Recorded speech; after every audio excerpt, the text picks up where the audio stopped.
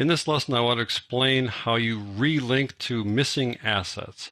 It's possible that as you work through this course that you might inadvertently change the name of a file or change the name of a folder or move the folders to some place. And then when you open up an After Effects project that I've created here, it's going to expect to find those files in a certain place. And if you've moved things around or changed the names, After Effects won't be able to find them. But if you know where they are, if you can track them down, then you can tell After Effects where they are and relink to those assets, and then After Effects will work just fine after that point. So I just created the little After Effects project here and put it on the desktop. You won't have this in your working assets. I just want to demonstrate this. I just took the project that I demonstrated in the 0102 lesson, and I just called it 0104 here and put it on the desktop. And what I've done now is I've changed the asset names. I've changed the names of the folders here inside the Working Files folder. I've added the name changed at the end here and changed here. So now when I open up this project, it won't be able to find the assets because the folders' names have changed. I also changed the name of one of the assets here, the colorful bowls. I added the word changed to that one as well. So it won't find that asset even after we tell the proper folders. So let me show you how this all works, and you'll see how easy it is to link to missing assets. I'll start out this project by double-clicking on it.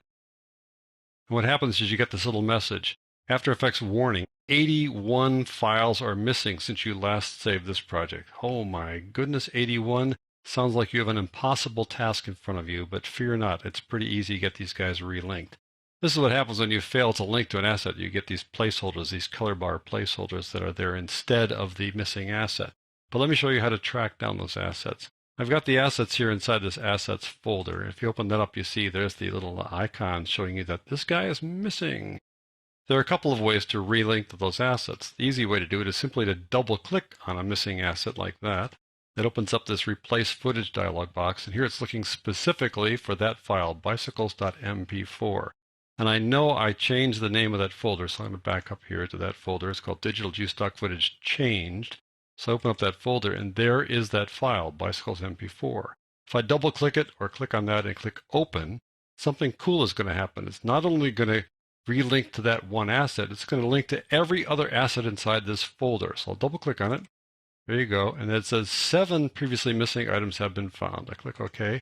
You'll see that a lot of those guys that had those little color bars there no longer have the color bars. They now have icons showing you that this is a video clip. I'll scroll down. You see that blackjack, buildings, changing the guard. Scroll down some more here. These are all the video clips. Girls, bubble, microscope. Those guys were all found. All right, we still have a few more to go here. We've got the graphics. I need to track those down too. So I'll show you another way to find them. Right-click on a clip like that and say, Replace Footage, like that, and click on File. That'll open up the Replace Footage dialog box.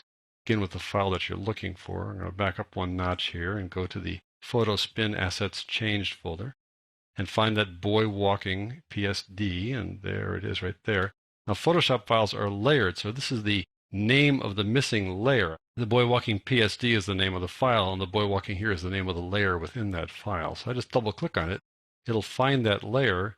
And it's also going to replace all the rest of the graphics that were in that folder. Look at 71 previously missing items have been found. Notice it doesn't say files, it says items. Because they're not truly files that it found layers. If I go over here to, let's say, clock and gears, it found all these layers inside one single Adobe Illustrator file.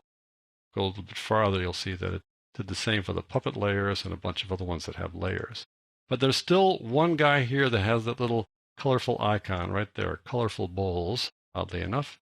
So it didn't find this one because I changed the name of the file. I got the right folder, but I changed the name of the file, so it still didn't find it.